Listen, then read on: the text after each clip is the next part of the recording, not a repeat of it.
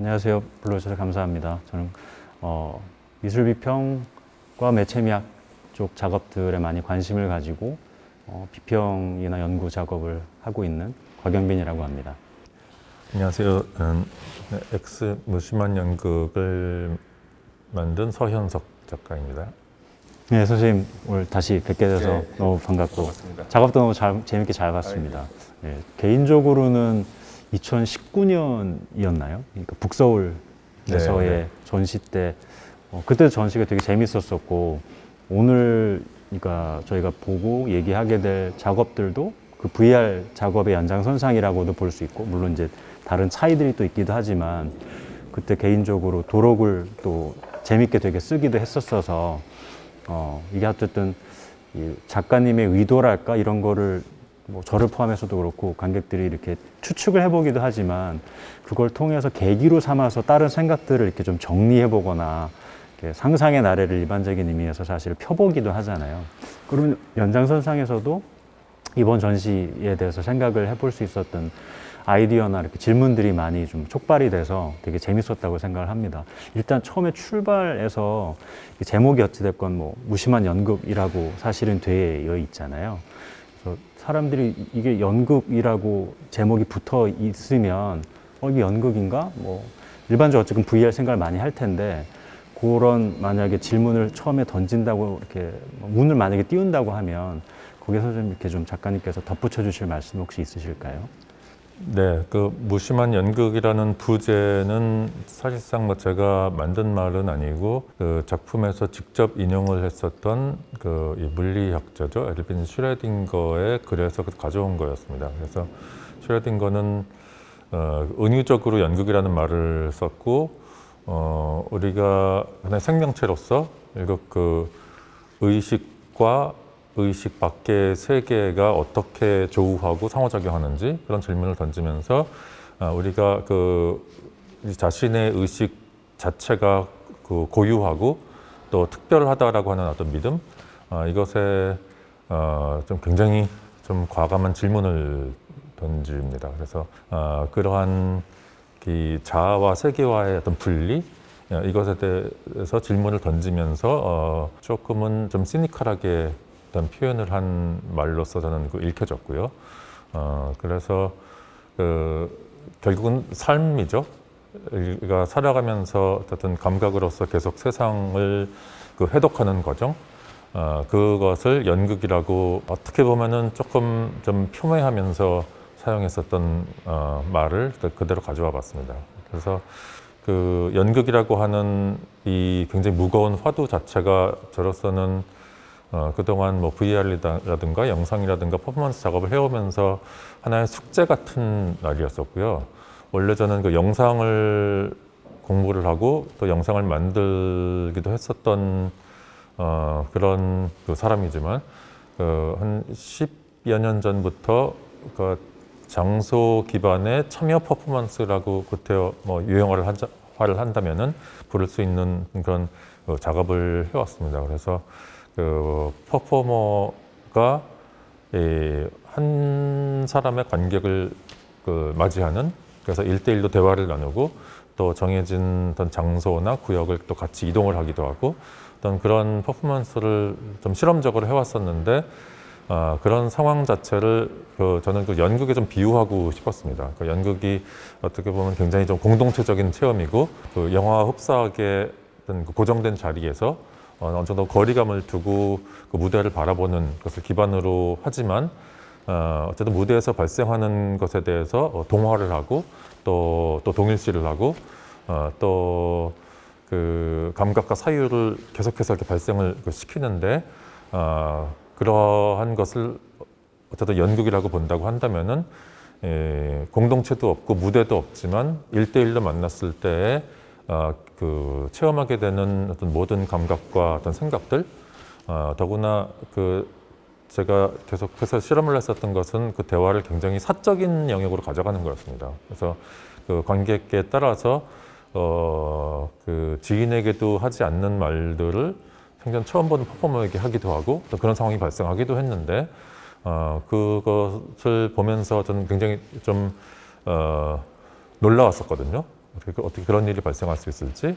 근데 그런 상황 자체가 그 연극이라고 하는 틀 안에서 발생할 때 뭐가 달라지는 것인지, 그 매우 개인적인, 그 사적이고 또 매우 진솔한 어떤 대화라는 것과 연극이라고 하는 어떤 자기적인 틀, 이것 사이에 어떻게 상호작용이 이루어지는지, 그것에 되게 관심이 좀 많았었던 것 같습니다. 그러면서 퍼포먼스를 지속을 했었고, 그러는 와중에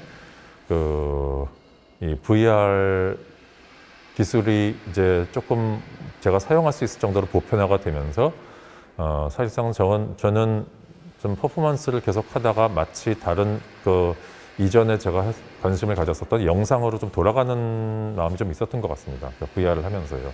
그래서 북서울미술관에서 전시를 했을 때에도 어쨌든 VR이 들어온 이유와 경위는 좀 여러 가지가 있었지만 이제 다시 영상을 하는 느낌이 분명히 들었었고요. 이제 그러다가 이번에는 그로부터 좀 다시 벗어나서 퍼포먼스 쪽으로 좀 다시 갔었던 것 같습니다. 그래서 저는 어떻게 보면 다시 카메라를 잡고 스크린은 아니지만 어쨌든 이 스크린에 상응하는 어떤 장비로서 굉장히 시각 위주의 어떤 체험을 한다라는 것, 어떤 분명히 영화적인 측면이 좀 있는 것 같은데, 그런 작업을 다시 하게 되는 것 자체가 굉장히 반갑고 친밀하면서도 그래서 VR을 계기로 해서 퍼포먼스 쪽에서 영상 쪽으로 다시 오게 된 거죠. 그러니까 그게 굉장히 흥미롭고 또 개인적으로 고무가 되었지만 아주 특이하게도 몇 가지 조건 때문에 영화 쪽으로 계속 가는 게 아니라 다시 퍼포먼스 쪽으로 오게 되는 그런 계기가 된 게 이번 작업이었었던 것 같습니다.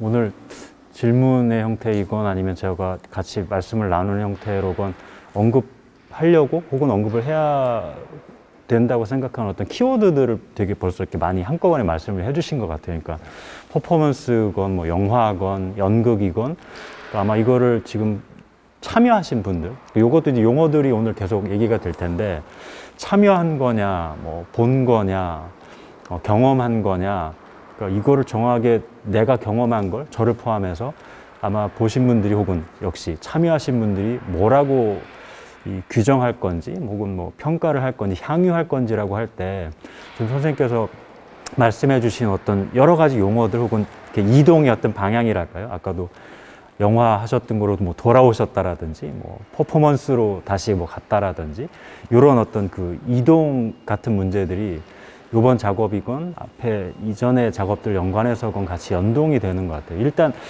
말씀해 주신 것들에서 하나하나 좀 실타래를 이렇게 좀 풀어본다고 하면, 처음에 제목도 일단 그렇지만 무심한 연극이라고 하면 무심하다고 하는 건 사실 일종의 좀 주체한테 붙는 거잖아요.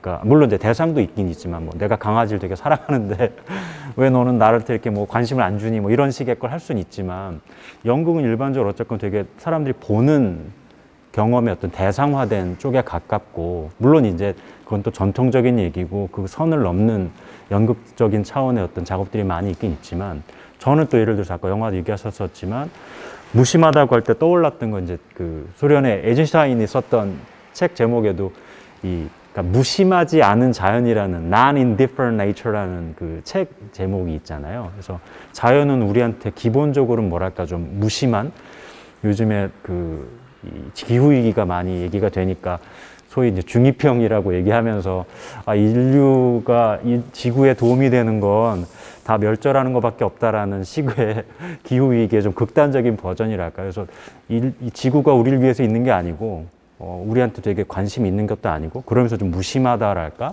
그런 연장선상에서도 그런 좀 우스갯소리 같지만 자연하고 인간의 관계랄까요, 그런 거를 혹은 세상이라고 할까요, 그런 연장선상에서도 무심하다고 하는, 뭐 관심이 없다고 하는 그 얘기들이 사실은 연동이 되는 걸 텐데, 선생님께서 지금 작가님께서 얘기해 주신 지점에다 연극을 그걸 딱 붙여놓으면 연극이 무심하다라는 게 약간 그 관계 설정에 있어서 일단은 질문의 차원에서 되게 좀 좋은 의미에서겠죠. 그 생산적인 차원에서 연극을 내가 관심이 있어서 보는 건데 연극이 나한테 관심이 없다랄까? 이게 사실은 좀 전에 말씀드렸던 연장선상에서도 일단은 이렇게 퀘스천 마크로 기존에 생각했던 것들하고 어쨌든 잘 들어맞지 않는다는 의미에서도 일단 제기가 되는 것 같거든요. 혹시 그거에만 일단 출발점을 삼는다고 하면 혹시 덧붙여 주실 말씀 있으실까요? 네, 어떻게 보면은 좀 빙 둘러서 되게 핵심적인 문제에 다가가 주신 것 같고요. 그러니까 어쨌든 체험의 주인공은 그걸 관람객이라고 부르든 관객이라고 부르든 뭐 체험자라고 부르든 어쨌든 나인데 주체가 좀 전도되는 상황이 저게도 되게 중요한 것 같습니다. 그러니까 무심하다라고 하는 상황에 주체가 내가 아니라 어쨌든 내가 알 수 없는 어떤 그 대상이라는 것, 그렇다고 한다면 나의 감정은 무엇인가? 어쩌면은 그런 무심함이 나한테 뭐 전염이 될 수도 있는 거고요. 연극의 힘이라는 것 자체가 어쨌든 어떤 특수한 감정을 나한테 이양을 하고 거기에 대해서 동화되도록 하는 것이라고 한다면은 그 무심하지 않은 어떤 이 열망이나 뭐 애정이나 뭐 고통이나 뭐 이런 것들이 아니라 사실상 그런 것들이 다 비워진 상태, 그것을 무심함이라고 좀 부르지 않을까 좀 생각해 보기도 했습니다. 네. 그러니까 또 연장선상에서도 그렇지만 뭐 셰익스피어건 뭐 얘기를 할 때도 세상은 연극에 불과하고 뭐 너희 인간들이 뭐 주체라고 생각하지만 사실은 이건 뭐 꿈에 가깝다랄까요? 그런 의미에서도 또 연극의 메타포나 이런 게 사실 많이 환기되기도 하잖아요. 그러니까 또 그거하고 연장선상에 생각해 보면 이 작업을 아까 좀 전에도 썼던 표현 중에 이걸 내가 본 거냐 참여한 거냐라고 말할 때에도 꿈에 불과하다라고 이걸 되게 좀 이렇게 덧없는 것으로 이렇게 기각하는, 우린 되게 진짜라고 느끼지만 야 사실은 너희가 경험하는 건 뭐 신적인 존재가 됐건 그런 차원에서 내려다 볼 때건 꿈에 불과해, 뭐 더스트 투 더스트 뭐 이렇게 먼지에서 와서 먼지로 돌아간다는 식의 그런 차원의 연동을 해서 생각을 해보게 된다고 하면 사실 이 작업은 VR이라는 거의 출발점도 그렇지만 뭐랄까요, 이제 내가 직접, 저 같은 경우도 이걸 쓰고 경험할 때 살짝 요 눈 밑에 밑으로 보이는 게 이제 이 간극을 뭐랄까 이걸 없애야 되나? 혹은 또 어떤 경우는 또 오늘도 말씀을 드리겠지만 저는 가장 인상적이었던 게 어찌됐건 이제 회랑을 이 국회의원 오신 분들은 많이 아시겠지만 극장의 경험 들어가기 전에 보게 되는 데였는데 거기서 되게 좀 일반적이면서 좀 무서운 이거 너무 높아서 되게 애매하다, 이게 가짜라고 생각을 하려고 하기 위해서 눈 밑을 보긴 보면서도 사실은 내가 이게 진짜가 아니라는 걸 알면서도 그 무서운 느낌들은 여전히 지각적으로 느껴지는, 그러니까 다시 좀 요약을 하자면 꿈에 불과하다라고 우리가 악몽을 꿀 때도 이렇게 뭐 자기를 때려보라고 한다라든지 꼬집는다고 한다라든지 하는 차원에서 이 둘이 다르다라는 거를 딱 이렇게 전제하기 위해서 동원을 하는데, 사실 VR 작업은 지금 말씀드렸던 것처럼 내가 이게 진짜가 아니다랄까 일반적인 의미에서 나는 여기 국회의원 서울관에 있는 거야, 그냥 걷는 거니까 무서워할 필요 없어라고 인식적으로 아무리 저한테 환기를 해도 지각적으로 느껴지는 것이 여전히 독립적으로 존재한다랄까. 그래서 이게 지금 이게 이런 어떤 입격 효과라고나 할까 하는 차원의 게 또 전제가 된다는 의미에선 아까 그 연극의 메타포, 이건 진짜가 아니고 꿈에 불과해 라고 하는 거하고는 또 거리가 또 다시 생기잖아요. 그거의 차원에서의 어떤 효과랄까, 이거를 의도하고는 또 무관하게 사람들이 이걸 되게 재밌어하는 사람들도 있을 것이고, 혹은 뭐 이거야말로 VR이 예를 들면 뭐 가야 할 방향이라랄지, 예를 들면 여기서도 영화나 이런 것들하고 비교했을 때 이런 게 좀 차이점이랄까. 근데 또 사실은 영화 얘기를 할 때도 뭐 4D니 뭐니 하면서 이런 식의 어떤 뭐 냄새가 됐건 이런 걸 강화한다고 할 때에도 VR의 이런 차원을 일종의 영화가 다음 단계에서 어떻게 좀 성취해야 될 목표로 또 얘기가 하는 분들도 있잖아요. 그런 이렇게 논의들하고 연동해서 작가님 생각하시는 게 있으시다면. 일단 그 말씀하신 이 곡을 틈새로 보이는 상황, 저도 그게 되게 흥미롭다고 생각이 됐는데요. 일단은 서구인들의 경우는 이게 막혀서 안 보인다고 하더라고요. 그러니까 어떻게 보면 이 아시아인들에게 주어진 하나의 특혜라고도 볼 수 있을 것 같은데요. 그래서 이거를 막는 게 맞는 건가? 아니면 그냥 놔둘까? 그러다가 어쨌든 그냥 놔두기로 했는데, 이 안에서 체험하는 것에 대해서 굉장히 독특한 균형점을 제공해 주는 거는 틀림없는 것 같고요. 그러니까 그걸 제거했을 때 물론 그 환영성은 훨씬 더 증대가 되겠지만 이게 틈이 보임으로 인해서 또 어떤 가능성이 생길까? 이 롤랑 바르트가 70년대 말이었나요? 그러니까 영화관을 나오며라고 하는 글을 썼잖아요. 그러니까 어쨌든 그 글은 영화에 관한 건데 굉장히 특이하게도 영화관에 들어가며도 아니고 영화관에서도 아니고 영화관을 나오며 말이죠. 그러니까 그 영화의 매혹에 대해서 자기 자신에게 거리감을 두는 것에 대해서 얘기를 하는데 그게 브레이트적인 거리감도 아니고 어떤 감각적으로 굉장히 어떤 묘연한 중간 위치에 자기를 놓으면서 아마도 그게 70년대 초중반에 이 소위 그 정신분석적 기호학자들이라고 하는 그 사람에 대한 응대 같기도 한데 어떤 굉장히 독특하게 영화에 대해서 이야기를 풀어가는 것 같다는 생각이 들었거든요. 그러니까 사실상 영화관에서 나오는 그 상황, 그 순간 자체가 영화라고 하는 매체가 무엇인가에 대해서 말해줄 수 있는 굉장히 독특한 하나의 거의 특혜에 가까운 순간처럼도 여겨지기도 하거든요. 그렇게 본다면은 물론 그 영화의 연장선상에서 VR을 얼마나 볼 수 있는가라는 문제는 좀 이미 짚어주셨지만 사실 비교를 해본다고 한다면은 어쨌든 VR에서는 영화관이라는 건 없는 거고 이제 복을 혹은 안대를 쓰는 건데 이 안대를 벗는 게 사실상 영화관에 나오는 것에 상응하는 경험이 되겠죠. 구태여 말을 하자면요. 근데 사실상은 우리는 몸은 이미 시야를 뒤덮고 있는 일종의 미니어처 극장으로부터 빠져나와 있는 거고요. 그러니까 영화관으로부터 나온다라고 하는 말이 성립 안 될 정도로 이미 사실상은 내 몸은 들어간 적이 없는 거죠. 시선만이 가상세계 안으로 진입을 해 있고 나머지 모든 감각들, 나의 그 운동에 필요한 어떤 근육까지 포함을 해가지고요. 신체와 기관을 구분을 한다고 한다면은 한 기관만 그 내 신체로부터 동떨어져가지고 마치 내 신체가 그것을 꿔준 것처럼 영화관 안에 들어가 있고 나머지의 모든 내 신체 기관과 부위들은 어쨌든 영화관 밖에 있다라는 것 자체가 굉장히 흥미롭고 것 같거든요. 그러니까 사실상 영화관에서 이렇게 걸어서 나오는 것보다 그것에 상응하는 안대를 벗는 게 훨씬 더 쉽기도 하고요. 그리고 이 틈으로 뭔가가 보인다라고 하는 것은 이 내가 영화관 안에 결국은 있지 않다라고 하는 것 자체를 끊임없이 상기시켜주는 꼴이 되는 것 같거든요. 그러니까 꼭 이거를 뭔가 브레이트적인 소격 효과라고 부를 수는 없겠지만 이 어쨌든 그 환영성이라고 하는 것에 대해서 스크린에 어떤 시선이 온통 지금 몰입해 있는데 그러면서 발생하는 어떤 나의 이 몰입 이것에 대해서 아주 그 어떤 흥미롭게 하나의 반태제처럼 나에게 주어지는 일종의 그 척도라고 해야 될까요? 아까 말씀하신 대로 이것은 가짜지만 그 틈으로 보면은 어쨌든 내가 여전히 기댈 수 있는 어떤 이 기준점이 있다라고 하는 것, 그 양가성이 어쨌든 지금 상태로서는 VR의 굉장히 흥미로운 점 같습니다. 그러니까 원래 있는 거죠. 나는 이분화되어 가지고 이 안에 들어가 있으면서도 동시에 그 바깥에 있는 건데 그 양면성, 그러니까 양가성을 상기시켜주는 게 요 틈이 아닐까 좀 생각이 듭니다.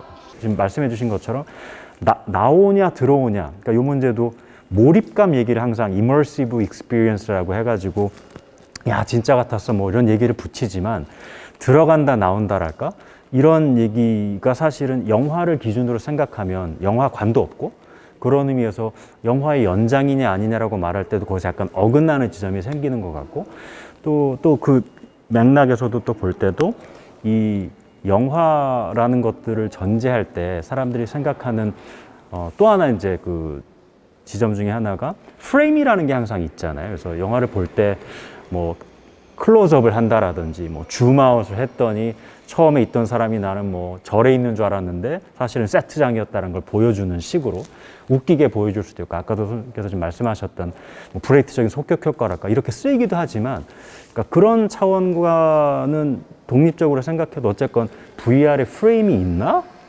라고 말하면 저는 이렇게 긍정적으로건 부정적으로건 딱 쉽게 말하기 어렵다고 생각하거든요. 그러니까 사실은 그 부분부터가 다시 말하지만 VR과 영화를 연동시켜서 생각할 때 영화관이라는 게 실질적으로 존재하지 않는다랄까? 그리고 프레임이라는 것 자체가 존재하지 않는다랄까? 이 두 가지가 저는 일단은 출발점이기도 하고 VR에 대한 이야기를 뭐 비판적으로건 혹은 생산적으로건 이렇게 전개시킨다고 할 때 작업 차원에서도 그렇고요. 되게 중요한 논점이라고 사실 생각을 하거든요. 요거에서 이제 관련해서 제가 이 발표했었던 글에서도 언급했었던 것 중에 하나가 유명한 베냐민의 그 기계 복제 가능성의 시대의 이제 예술 작품이라는 글에 보면 이 사람이 건축하고 이 얘기를 살짝 되게 연결을 살짝 시키면서 거기서 재밌다고 생각했던 게 이 사람 표현으로 이제 무심코 던지는 시선이라는 그 얘기를 살짝 쓰면서 영화의 경험하고 건축물에 들어가서 이제 경험하는, 건축물을 경험한다고 할 때 경험을 사실 그러니까 제 입장에서는 이게 프레임이 있냐 없느냐, 영화적인 프레이밍이라는 게 건축물에 들어가서 와 여기 되게 넓다라고 이렇게 둘러볼 때 혹은 둘러보지 않아도 주변시라고 하는 게 있잖아요. 영화에서는 사실 주변시가 중요하지 않고 프레임만 이미 다 이 전제가 돼 있기 때문에, 근데 건축물에서는 그게 가능해지고 저는 이 지점이 사실은 VR을 볼 때 강조해서 쓰는 경우도 있고 쓰지 않는 경우도 있는데, 이번 작가님 작업에서도 사실은 뭐 바다로 나가는 지점이라든지 이렇게 할 때든지 저도 그렇고 주변을 이렇게 돌아보게 된다라든지 할 때 이 부분을 쓰는 지점들도 있고 쓰지 않는 지점들, 그래서 나는 요것만 앞에 것만 따라가야 하는 차원에서는 이 앞에의 전경만 전경화가 되는, 그러니까 다시 요약을 하자면 영화하고 VR을 연동시켜 생각할 때 어떤 중첩되는 지점과 중첩되지 않는 지점들, 그래서 그런 연장선상하에서의 VR을 예를 들면 저 같은 경우는 영화에서 출발을 하기도 하고 접점을 놓기도 하지만, 예를 들면 베냐민의 그 짧은 구문이지만 건축물하고의 경험을 연동시키는 지점들이 또 구체적으로는 프레이밍이라는 것, 영화의 어떤 되게 중요한 뭐 미학을 얘기한다고 할 때도 항상 어떻게 프레임을 짰느냐라든지 뭐 세노그래피라든지 이런 얘기들을 할 때도 연극적인 차원의 것들을 가지고 올 때도 그렇고 항상 중요하게 얘기해야 되는데 그 부분이 말 그대로 쫙 드러나지 않는다랄까요? 거기에서의 어떤 경험의 양태가 아까도 언급해 주셨던 그 말씀을 들으면서 이 얘기를 하면서 이제 딱 정리를 하자면, 우리가 어떤 문제가 있을 때 야 이거 왜 너는 직면을 안 하고 이렇게 숨으려고 그래 하면서 타조가 이렇게 뭐 모래에다가 머리만 이렇게 딱 박는 거를 상상을 하잖아요. 나머지는 뭐랄까 몸은 바깥에 있고 머리만 혹은 눈만 그 욕조에다가 넣는 같은 경험이랄까요? 그래서 나머지는 실제로 여기에 좀 차가운 걸 느끼고 있고 얼굴만 뜨겁다랄까 혹은 반대랄까, 이런 어떤 차이들이 있는 지점들이 어쨌든 중첩을 시키자고 하면 영화와 건축 차원의 어떤 이런 경험들, 이게 꼭 몰입이 되느냐 안 되느냐만 다른 차원에서 여기 많이 걸쳐 있다고 생각하거든요. 이런 것에 관련해서 혹시 작업하시는 차원에서건 덧붙여 주실 생각이 있으실지 궁금합니다. 예, 굉장히 흥미로운 점들을 얘기를 좀 해주신 것 같고요. 그러니까 어쩌면은 프레임이 없다라는 것 그 자체가 그 생각의 날개를 달아주려고 하는 것 같거든요. 그래서 그 날개를 달고 이거 어디로 갈 수 있을지, 아까 이거 시작하기 전에 안드로메다 말씀도 해주셨던데 정말 안드로메다로 갈 수 있을지 어떤 그런 좀 흥분된 상태가 보면 있는 것 같거든요.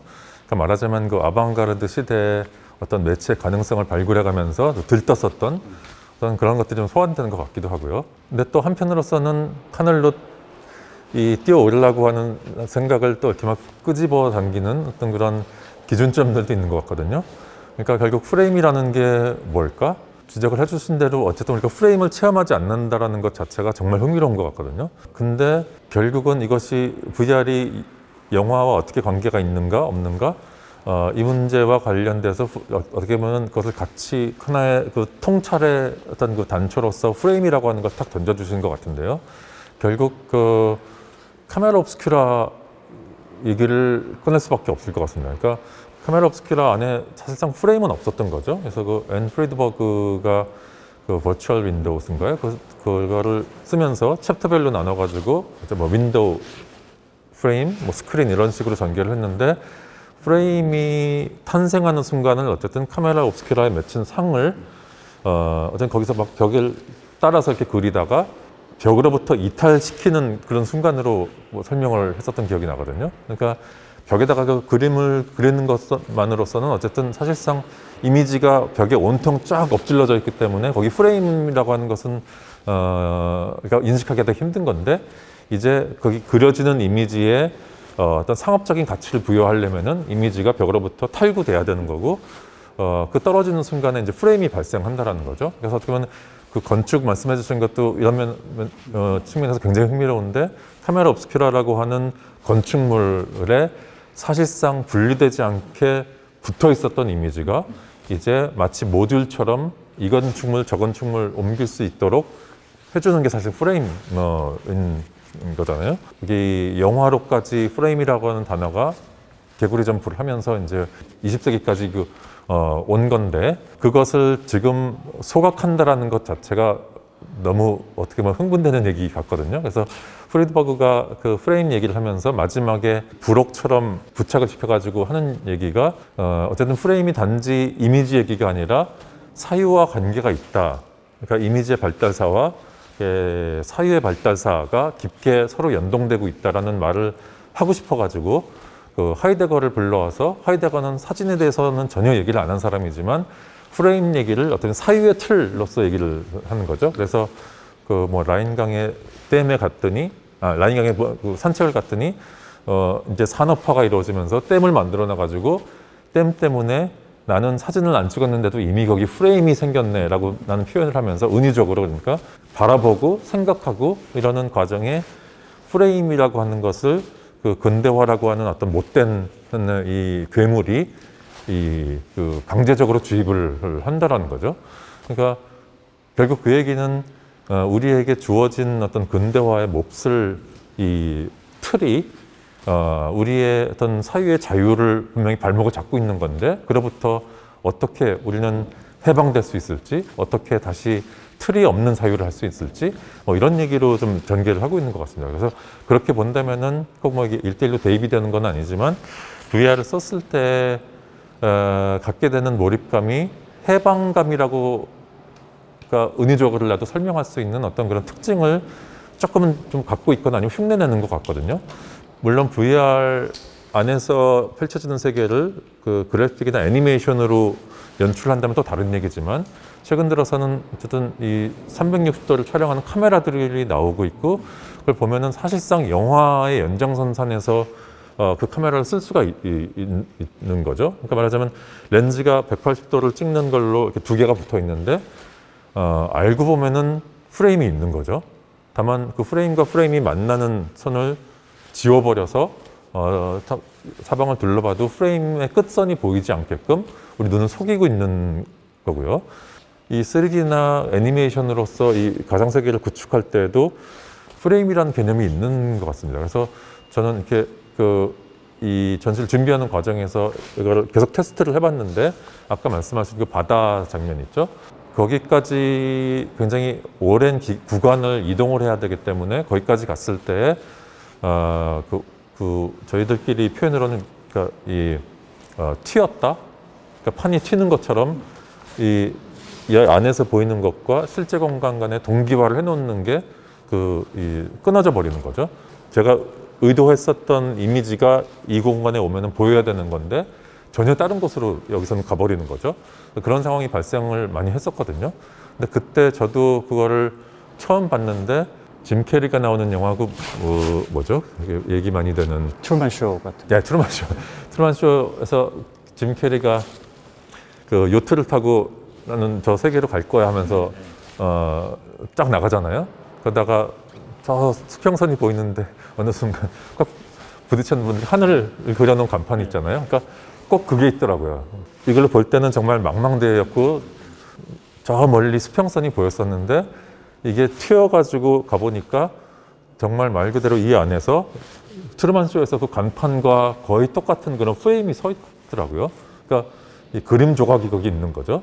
그리고 심지어는 그 이면에 갈 수도 있고, 이렇게 왔다 갔다 하면은 이 프레임의 끝선이 다 보이는 거죠. 드리는 말씀은 어쨌든 프레임이 없다라고 느끼는 것 자체가 사실상은 꽤나 고도의 기술을 동원을 하고, 또 심지어는 자본과 노동이 동원되는 어떤 절차를 거쳐서 만들어내는 일종의 특수 효과이기도 하다라는 거죠. 그렇게 본다면은 과연 이 프레임이 없다라고 하는 우리가 느끼는 것이 무엇인지 정말 우리는 이 안드로메다까지 가는 어떤 그런 가능성을 생각하는데 사실상은 그게 보이지 않는 프레임 안에서 작동하는 그런 희망 내지는 아방가르드적인 이상 일 수도 있다라는 생각. 그러니까 어떻게 되게 흥미로운 양가성이 있는 것 같습니다. 작가님이 요번 작업도 그렇고, 그러니까 딴 데로 왜 안드로메다로 보낼 수 있을 잠재력을 갖고 있다고? 그 사람들이 야, 왜 그거 쓰지 않나? 라고 할 수 있을 만한 의문의 차원에서도 그때도 북서울 시립미술관이라는 곳이 사실은 다 사람 다니지만 폐허가 된 것 같은 우리가 영상을 이미지를 보게 되기도 했었고, 요번 작업도 사실은 또 중간중간에 다른 경험들이 또 주어지긴 하지만 제가 개인적으로 아까 한국에 들었었던 회랑을 걷는 경험 같은 경우도 여기가 지금 당신이 계신 곳이 국립현대미술관 서울관이다라는 걸 또 다시 한번 이렇게 좀 붙박아두는 차원으로, 그러니까 보내지 않고 이 안에서 경험들을 이제 자꾸 역시 이제 뭐 장소 특정성이라 할지 그 연장선상에서 얘기들이 사실 VL이 된다라는 게 저는 되게 재밌다고 생각하거든요. 그러니까 그 가능성을 쓰지 못한다라기보다 쓰지 않는다라는 차원에서 그런 의미에서였던, 그러니까 그게 꼭 브레이트적인 효과가 아니라고 이게 다시 한 방점을 찍으면서 얘기하자면 이런 차원에 있어서였던 이 벡터들이라고 할까요? 일로 갈 수 있는데 이리로 간다라는 것. 혹은 예를 들면 이런 차원에서도 혹은 뭐 차기작이랄지 이런 혹은 아이디어랄지 이렇게 생각하실 때 예를 들면 그렇게 할 수 있었던 차원의 지점들을 혹시 생각하셨었는지, 의식적으로건 무의식적으로건 이런 것들과 연동을 시킨다고 하면 작업의 차원에서의 어떤 생각이 있으신지 궁금합니다. 그동안 퍼포먼스의 형태로서 작업을 하면서 제 나름대로 느꼈었던 한계점이랄까요? 그러니까 그곳에서만 딱 할 수 있고 딴 곳에서 절대 못하는 거죠. 그러니까 그로부터 좀 벗어나 보자. 그거는 VR에서 정말 안드로메다까지 가는 건데요. 여기 잠깐 주석을 붙이자면 사실상 저 안드로메다 여기서 갔습니다. 왜냐면 이 바다 지나갈 때 귓속말로 나오는 것 중에 안드로메다 이렇게 속삭이는 게 있었는데 어쨌든 말로만 갔었던 거죠. 결국은 이 미술관이라는 공간 안에 머문 건데 이게 질문을 하신 거라고 한다면은 답은 없고요. 그러니까 왜 내가 스스로 만들어 놓은 틀에서 벗어나지 못할까? 이번엔 정말 벗어나 보려고 생각을 했었습니다. 그래서 이를테면은 관객과 퍼포머가 1대1로 짝을 지어가지고 같이 이동하는 거, 이건 하지 말자. 많이 했으니까 이거 되도록이면은 이 관객이 자율적으로 이거 쓰고 갈 수 있을 때까지만 가보자. 그랬는데 어쨌든 기술적인 문제 때문에 퍼포머가 옆에 있어야만 했고 어느 순간부터는 손을 잡아줬어야만 했고, 그래서 결국은 옛날의 패러다임을 다시 그냥 떨어져 버린 거죠. 아마 그것과도 좀 관련이 있을 것 같은데요. 그래서 아마도 제가 옛날부터 그 가지고 있었던 그 관심사, 이게 결국은 계속 저를 잡고 있었던 게 아닐까? 그건 뭐냐면은 작품이라고 하는 하나의 대상이 성립되는 바로 그 장소, 이것에 대해서 어떤 새로운 방식으로 어쨌든 상호작용을 하는 게 무엇일까? 이런 질문이었었던 거거든요. 그래서 기존에는 VR이라고 하는 기술을 사용하지 않고 어쨌든 퍼포먼스로서만, 물론 그때도 아주 원시적인 기술을 사용하기는 했었지만 그것이 아니고 이제 VR이 들어오면서 그 문제를 조금 더 한 단계 더 좀 발전시켜보고 했었던 열망이 있었던 것 같습니다. 그래서 영화관을 떠난다라고 하는 경험, 물론 VR은 영화관이 없지만은요, 이 안대를 벗었을 때 어떤 방식으로 이미 나에게 익숙해져 있는 세상이 돌아올 것인가? 내가 그곳으로 다시 돌아갔을 때 나의 감각은 어떻게 바뀌어 있을까? 여기에 대해서 좀 고민을 많이 했었던 것 같습니다. 그래서 영화관을 떠나며 이것에 대해서 두 가지를 생각을 해봤었는데요. 하나는 돌아가신 유현록 감독님이 6.25 전쟁 당시에 부산에서 데스카 감독의 자전거 도둑, 이걸 보고 너무 충격을 받아가지고 극장에서 나왔는데 정신이 하나도 없으시더래요. 그래가지고 가다가 그 어떻게 우스갯소리로 옆에 개천이 있었는데 거기 푹 빠져버렸다 뭐 이런 말씀을 되게 많이 하셨거든요. 그게 하나 생각이 났고 또 하나는 이제 영화는 아니지만 또 영화관도 아니지만 게이머들이 몇 시간 동안 막 게임만 하고 다시 일상생활로 돌아왔을 때 그 이 현실 자체가 환영처럼 느껴진다 이런 말을 되게 많이 하잖아요. 그럼 좀 두 가지가 되게 상충하면서도 좀 흥미로운 하나의 그 기준점이라고 생각이 들었거든요. 어쨌든 우리 뭔가 체험을 하고 일상으로 돌아왔는데 하나는 굉장히 가짜처럼 여겨진다. 하나는 가짜처럼 여겨졌는데 내가 거기 빠져버린 거죠. 그러니까 실제로 그게 엄습해가지고 내 신체에 영향을 확 준 건데 이 양면성이 되게 흥미롭다고 생각됐거든요.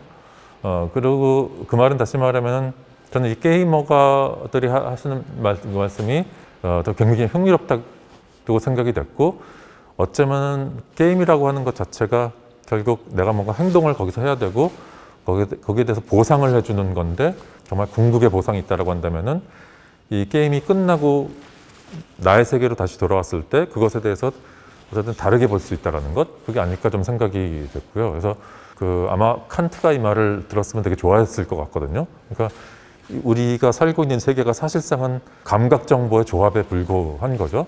그리고 우리에게는 주어진 감각이 몇 개 안 되기 때문에 그 경로가 아닌 다른 경로로서 이 세상을 체험하거나 상상하거나 소통하거나 이거는 거의 불가능하다라는 거죠. 그래서 사실상 거기로부터 제가 이 작품 제목을 따오기도 했었던 거고요. 그래서 우리가 절대 접근하면 안 돼, 할 수 없어 라고 아예 그냥 X자로 딱 표기를 해버리고 거기 이름 붙일 것까지 거부를 하면서 그 책에다 그냥 X를 다 거버린 거죠. 게이머들이 체험하는 어떤 이 정말 안드로메다 갔다가 지구로 교환했을 때 그 친밀한 세상 이것의 낯설음 그거를 VR로서 어쨌든 유도해 볼 수 있지 않을까라고 좀 생각이 됐었고요. 그래서 그것이 아마 영화관을 나오는 것과 다른 거라고 한다면은 영화관을 나오며라고 하는 글에서는 바르트가 자기의 기억을 더듬어 가지고 영화관 안에서 이런 일이 있었지라고 한다면은 이제 VR을 안대를 벗었을 때는 이 주변의 세계가 그 굉장히 생동감 있고 생경하게 느껴질 수 있지 않을까? 그리고 게이머들이 늘 체험하는 거고요. 그러기 위해서는 어쨌든 여기서 본 이미지가 내가 돌아왔을 때 처음 보게 되는 그 공간과 같을 때 오히려 이 세계와 이 세계는 좀 격차가 더 생길 수도 있지 않을까라는 생각에서 결국은 안드로메다로 안 가고 예, 국현 서울관에 머물렀었던 것 같습니다. 요즘 21세기 맥락에서도 활동을 하는 사람들도 사실 어떤 면에서 영화보다 사실은 게임이라는 게 젊은 세대들도 그렇고 제일 기본적인 디폴트의 경험이라고 해도 사실 과언이 아니라는 게 많은 분들이 동의하실 텐데요. 그러니까 그런 분들이 예를 들어서 이거를 경험했다고 할 때 혹은 뭐 그게 꼭 저는 세대 차라고 이게 환원시킬 필요는 없다고 생각하지만 그 논점이 일단 하나가 있다고 생각하고요. 제가 잊어먹기 전에 또 덧붙이자면 이 제목에서도 아까 X자 얘기를 하셨지만 제 기억으로 국현 서울관에서 예전에 전시가 있었던 거에서도 그 X자 관련된 게 있었던 걸 기억하는데 그러니까 건축 아까 얘기 나왔었지만 이 하나는 그 설계 도면에다가 X자를 치는 그 공간이 있잖아요. 그러니까 죽은 공간이라고 하는 거의 어떤 효용의 차원에서 X자가 있기도 하고 또 그 얘기는 실제로 뭐 전시를 이렇게 이전 하나의 전시가 끝나고 다음 걸 할 때라든지 설치를 할 때 보면 이게 투명한 거울이 있어서 유리가 있어서 여기 가시면 안 돼요 라고 이렇게 X자 쳐놔서 사고가 일어나지 않게 X자를 쳐놓기도 사실 하잖아요. 그러니까 저는 요것들이 결국은 직접적으로 똑같은 거는 당연히 아니지만 이게 미지의 세계라고 하는 차원의 뭐 포털의 경험의 연장선상에서이기도 하고 들어가서는 안 된다라는 차원의 뭐 금지의 맥락이기도 하고 혹은 아까 말씀드렸던 것처럼 건축의 사실 도면에서는 이 공간은 사실은 죽은 공간이다라고 사실 마킹을 해놓는 차원에서도 사실 X자가 있다라고 하면 아까 처음에 환기했었던 것처럼 VR이라는 게 이전에 다른 것들이 경험하게 해줄 수 없었던 것을 경험하게 해준다라거나 그것과 연동을 시켜준다라거나 거기 우리를 보내준다라거나 이런 것들하고의 어떤 그 간극을 생각해 볼 때에도 약간의 겹쳐지는 레퍼런스라는 참조점이라는 차원에서도 좀 재미있는 여러 가지 생각들을 촉발시킨다고 생각을 하거든요. 그러니까 어쨌든 두 가지, 게임의 문제, 유저냐 아니냐라는 차원의 문제, 그리고 요 X자라는 게 요번 작업에서는 되게 초월적이라고나 할까? 그런 차원의 얘기를 전제해 주시긴 했지만 이런 참조점의 차원에서 보면 또 많이 이렇게 분산이 되는 것이라고 한다는 차원에서 혹시 공유해 주실 만한 생각이 있으실까 궁금합니다. 예, 마지막에 분산이라는 단어를 써주셨는데 아마도 준비하면서 들었었던 생각들도 굉장히 많이 분산되어 있었던 것 같습니다. 그래서 말씀하신 대로 VR을 사용을 하면서 게임에 대해서 생각 안 할 수 없었고요. 근데 그러면서도 상황에 따라서 내가 기존에 어떤 매체를 재매개화하고 있는가 다 제 스스로의 답이 다 달랐던 것 같습니다. 이거는 실질적인 문제이기도 했었고요. 그래서 이걸 뭐 전시로 불러야 되나 공연이라고 불러야 되나 퍼포머들과 소통을 할 때 어쨌든 뭐 어떻게 얘기를 해야 되지 뭐 이런 문제부터 시작이 돼가지고요. 근데 어쨌든 이렇게 뭔가 분산된 와중에 이제 여러 레퍼런스들이 마치 프랑켄스타인처럼 어쨌든 제 생각을 어쨌든 잃었었는데 그 중에 가장 큰 몸통은 저 개인적으로는 어쨌든 그 역시 영화였었던 것 같고요. 어떤 보급형 VR 장비에 대해서 말씀을 해주셨지만 VR이 처음 나왔을 때만 하더라도 저는 그 카메라를 다룰 수 있는 어떤 그런 노하우를 익힐 시간이 없었기 때문에 그러니까 뭔가 어디 돈을 주고 빌려야 되는데 빌려가지고 그거 익힐 수는 없는 거죠. 그러니까 빌려서 빨리 찍어야 되니까. 근데 이제 굉장히 간편한 장비들이 나오다 보니까 이제 제가 직접 촬영을 하기 시작했거든요. 물론 3D 스캔을 하거나 뭐 애니메이션이나 그래픽을 여기 넣거나 이것과는 굉장히 다른 과정인데 그것 자체가 굉장히 영화적이었고요. 그러니까 카메라를 트라이포드에 설치해 놓고 어쨌든 뭐 대상을 찍는 것 말 그대로 촬영을 하는 거죠. 프레임이 없어서 이제 구도라는 것을 잡을 필요가 없을 뿐이지 입체적으로는 카메라의 위치를 설정을 해야 되고 주변의 미장센들을 어쨌든 다 신경을 써야 되고 조금 다르게 할 뿐이지 어쨌든 그 영화의 연장선상에서 분명히 있었거든요.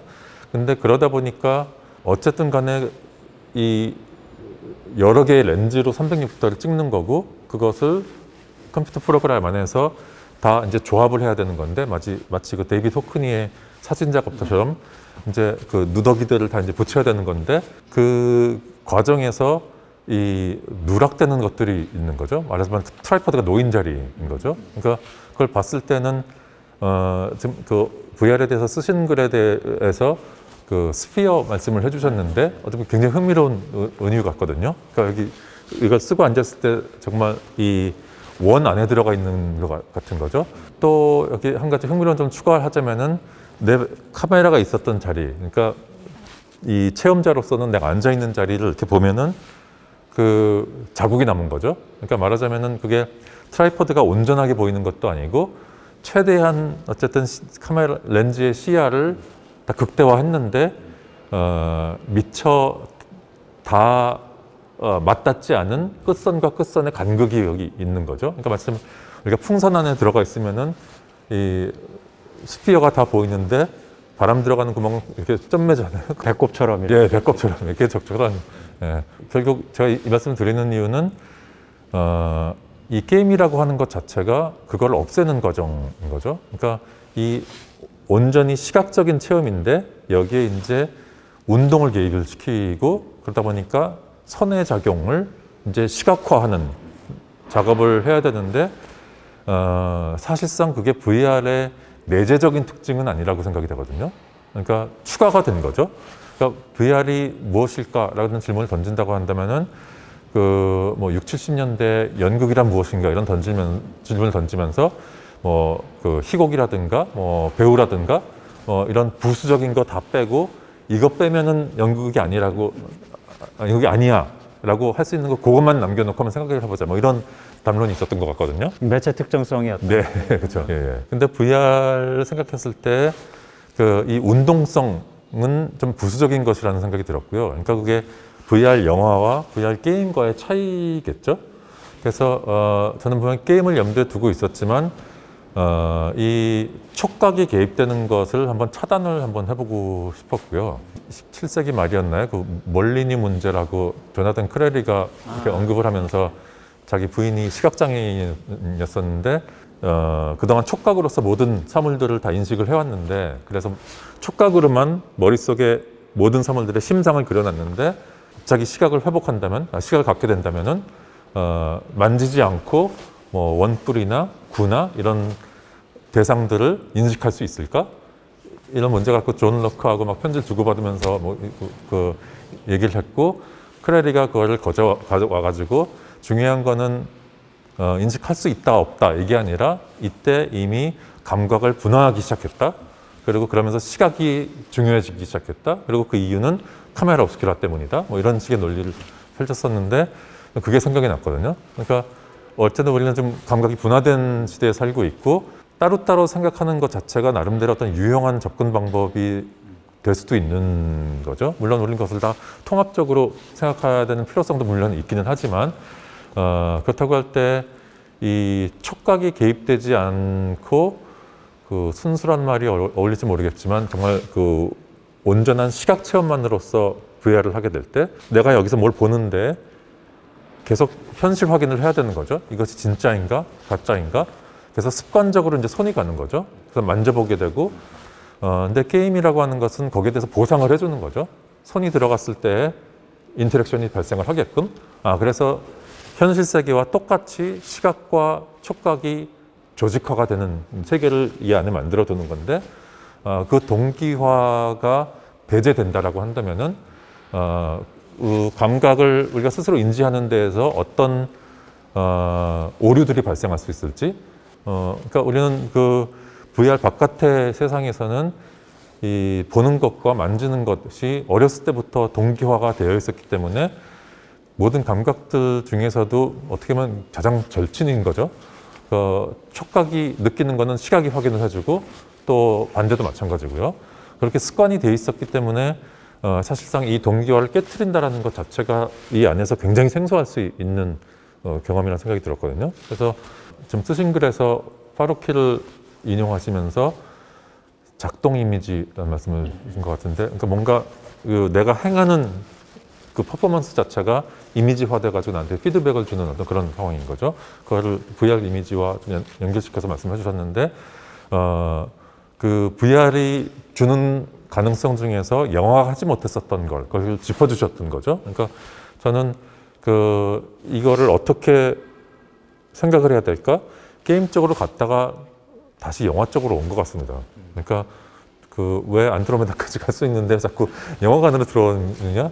그러니까 저도 왠지 모르겠지만 그게 흥미로운 거죠. 그러니까 게임에서는 손이 동원되는 것을 적극적으로 이제 추진을 하는데 사실상 그거 자체가 자연스러운 것도 아니고 어떻게 보면은 엄청난 자본과 노동과 시간이 투자되는 일이기도 한 거잖아요. 그러니까 원래는 없는 건데 거기 손을 개입시켜가지고 손과 이 시각 정보와 상호작용을 한다는 것 자체가 매우 특수한 기술인 거고요. 물론 그 기술을 사용하는 것도 저에겐 부담이기도 하지만 그래서 사실상 뭐 못 쓴 것도 있지만 이걸 안 쓸 때 그래서 시각이 촉각으로부터 고립이 될 때 그러니까 이걸 쓰고 정말로 아까 타조 말씀을 하셨듯이 난 여기서 아무리 일해봤자 이 안에서는 이 모래밭 속에 내 눈이 이거 원통 파묻혀 있기 때문에 현실 확인을 못 해주는 거죠. 얘가. 그러니까 그런 고립, 극단적인 고립, 시각의 고립, 이게 어떤 면에서는 영화가 한편으로서는 토탈 시네마라고 하는 그러니까 총체적인 감각의 어떤 그 동원, 이거를 추진하기도 했지만 또 한편으로서는 굉장히 어떤 원형적인 단계에서 순수 시각에 대한 일종의 로열티랄까요? 그런 것도 유전자로서 좀 있는 것 같거든요. 그러니까 그런 것을 한번 복원해 보면 어떨까? 그래서 긴 복도를 지날 때에도 물론 틈새로도 보이고 내 발의 감각이 남아 있는 거죠.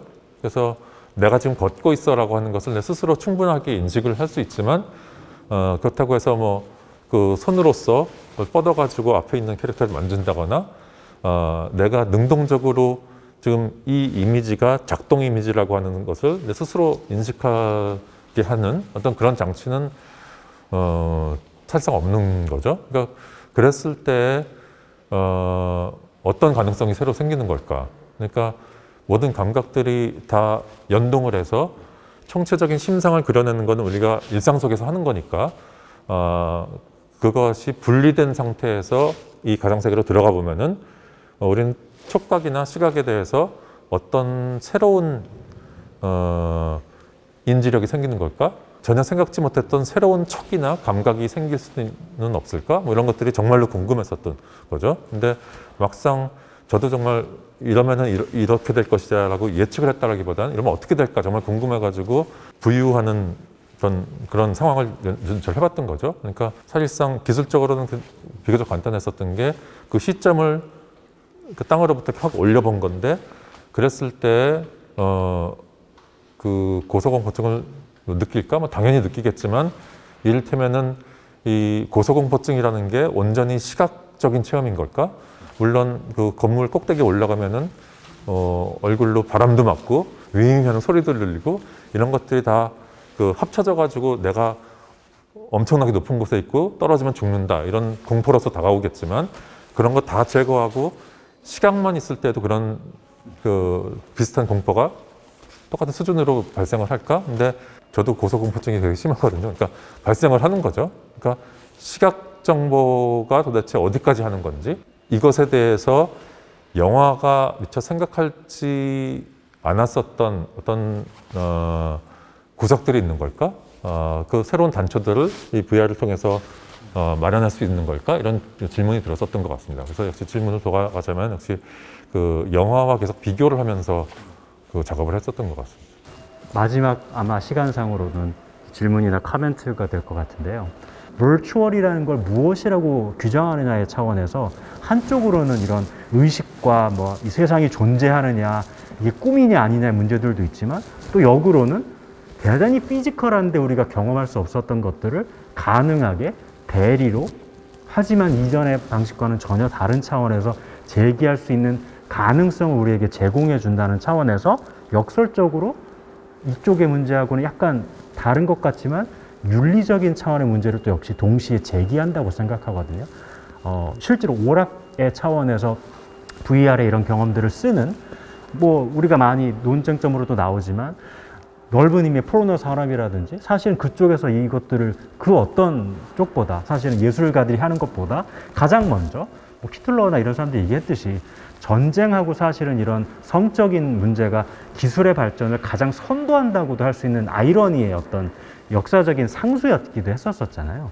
그러니까 이런 의미에서 이런 어떤 윤리성의 문제랄까, 이런 그러니까 어떤 피지컬함의 문제, 대리 경험으로서의 vicarious experience라는 차원에 있어서의 virtual을 VR의 V자를 만약에 규정한다고 실제로 벌어지고 있는 영역 차원에서 짚는다고 하면 여기에 대한 작가님의 혹시 의견이나 생각이 있으실지 그걸로 이렇게 일종의 마무리를 해보면 어떨까 싶습니다. 아까 게임 얘기가 나왔었는데 어쨌든 뭔가 우리가 운동을 통해서 하나의 과제를 수행하면은 이에 대해서 보상이 주어지는 게 게임의 굉장히 중요한 어떤 구조 같은데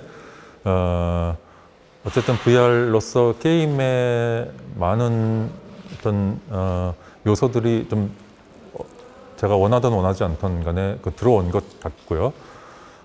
그랬을 때 관객에게 줄 수 있는 적절한 보상은 무엇일까?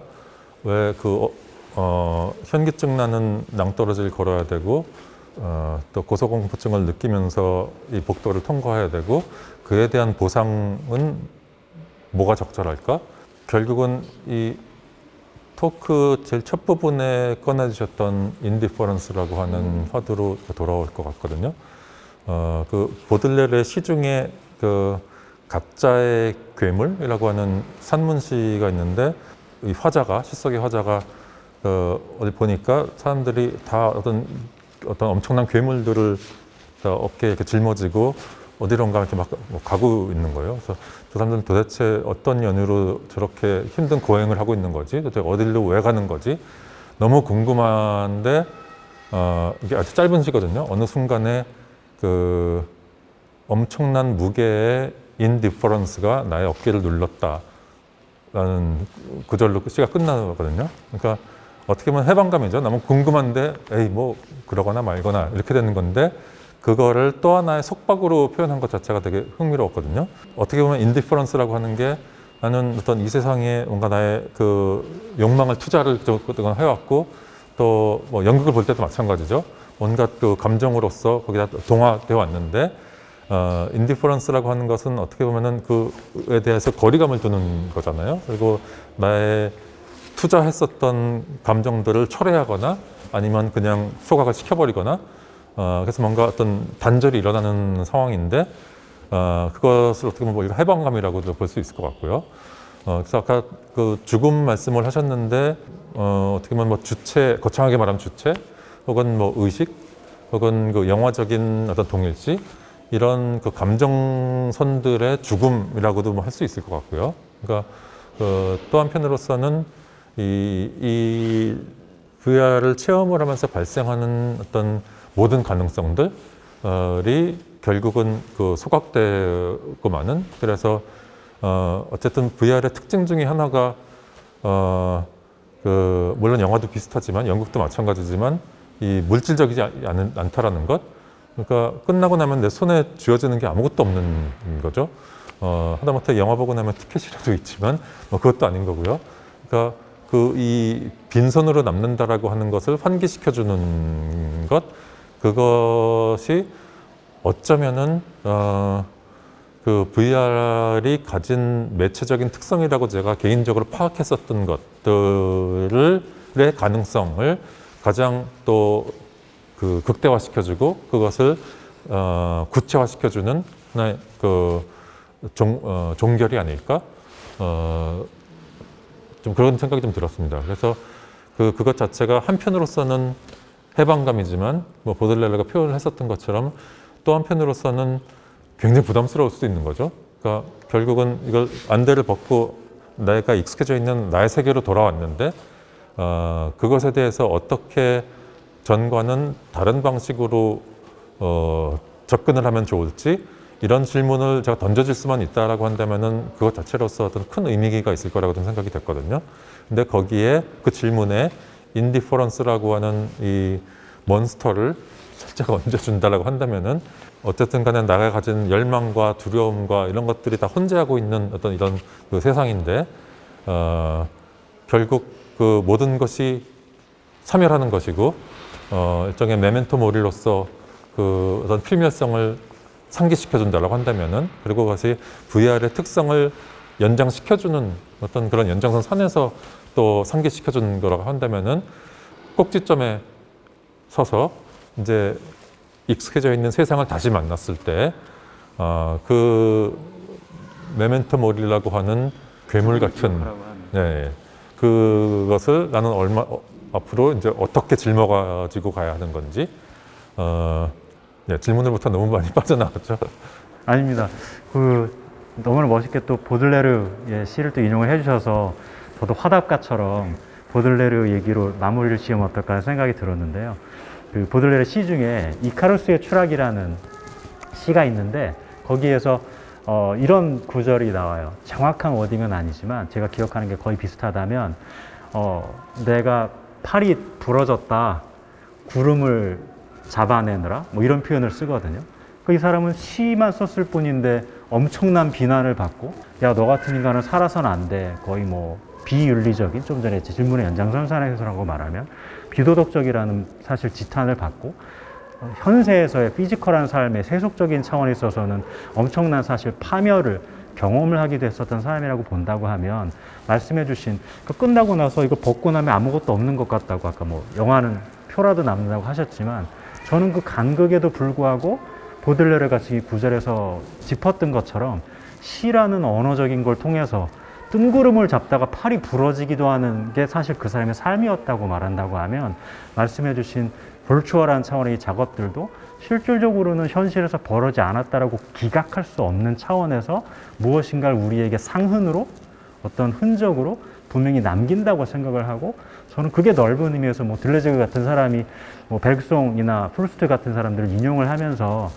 현실적이라고 실제적이라고 번역을 우리가 많이 하는 그러니까 더 리얼, 뭐 the real이라고 번역하는 걸 virtual한 것과 현실적이라고 혹은 현행적이라고 번역하는 락듀얼이라고 하는 액추얼이라고 하는 것, 이 둘이 사실은 실제의 일부이지 virtual은 그 바깥에 가짜가 아니다고 말하는, 그렇지 않습니까? 경험한 것들, 이 경험의 양태가 피지컬하게 손에다가 뭐 생채기를 남기진 않지만 뜬구름을 잡다가 정말 팔이 부러지기도 하고 삶이 무너지기도 하고 혹은 도약을 해서 다른 방향의 환희를 경험하기도 하는 차원에서 또 작가님께서 해주셨던 혹은 앞으로 해주실 작업들의 연장선상에서도 저에게 어떤 커다란 새로운 질문들을 제기하는 게 아닐까라고 일종의 화답가처럼 또 덧붙여보고 끝내면 어떨까 싶습니다. 오늘 너무 긴 얘기 또 흥미로웠다고 전 개인적으로 생각하는데요. 다른 분들도 보시는 과정 안에서 되게 사유를 촉발하는 차원의 계기가 됐으면 좋겠다는 생각을 마지막으로 덧붙여 봅니다. 네, 멋진 말 너무 많이 해주셔서 빨리 메모를 좀 해야겠습니다. 감사합니다. 네, 감사합니다. 감사합니다.